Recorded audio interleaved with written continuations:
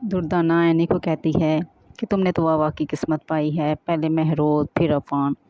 अरे महरोज के मरने से तो तुम्हें कोई फ़र्क ही नहीं पड़ा बीवी, तुम्हें तो अफान मिल गया, तुम्हारे तो वारे न्यारे हो गए, क्या ऐश इशरत की ज़िंदगी पाई है तुमने।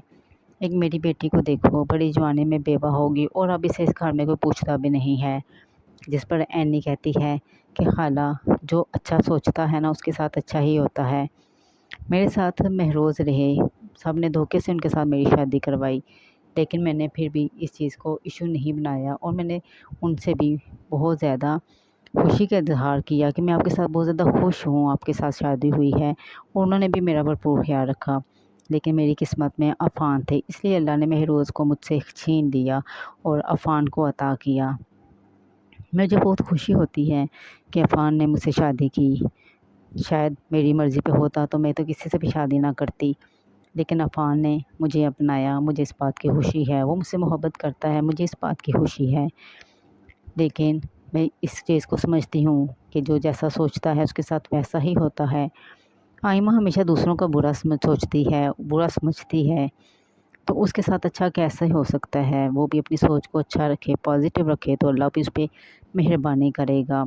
ये सब मेरे अल्लाह का करम है मेरे ऊपर कि उसने मेरे ऊपर इतनी इनायतें की। और आज देख लें फ़ाखरा आंटी को, वो भी मेरे साथ कितने खुश हैं। वो भी अब यही चाहती हैं कि मैं इस घर में रहूं, बल्कि उन्होंने तो अपनी घर की ज़िम्मेदारी मेरे ऊपर डाल दी है।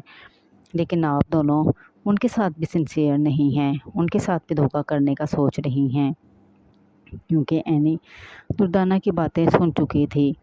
और फ़ाखरा बेगम भी बहुत ज़्यादा दुखी होती है। वो कहती है कि मुझे अब समझ आई कि आइमा और एमल में क्या फ़र्क है। अगर शहरयार एमल एमल करता था तो उसकी कोई वजह थी, उसकी एक ऐब था जो उसके अंदर था कि वो बाप नहीं बन सकता, और ये ऐब जानने के बावजूद एमल ने उसका साथ दिया और बाकी सबसे इस चीज़ को छुपाए रखा। लेकिन आइमा ने उसी की इस बीमारी का ढंढोरा पीट दिया और सबकी नज़रों में उसको बुरा बना दिया। वो खुद से शर्मिंदा होना शुरू हो गया। उसे समझ नहीं लगती थी वो क्या करे। वो सिर्फ एमल के साथ ही खुश था।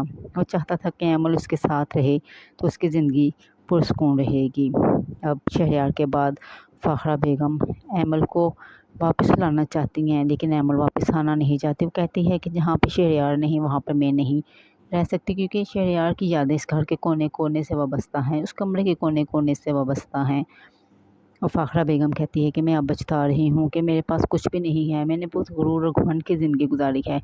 उस घमंड ने मुझे बिल्कुल ही बेआसरा कर दिया। मेरे दोनों बेटे मेरे हाथों से निकल गए, लेकिन अब मैं अफ़ान को नहीं खो सकती, मैं अमल को नहीं खो सकती, क्योंकि अफ़ान ने मेरे महरोज़ के बेटे को अपना नाम दिया है। अब मैं महरोज़ के बजाय उसके बेटे को देखूं तो मुझे उसकी कमी इतनी महसूस नहीं होती। अमल को देखूं तो शहरयार की कमी इतनी महसूस नहीं होती, और अफ़ान तो है ही मेरे पास।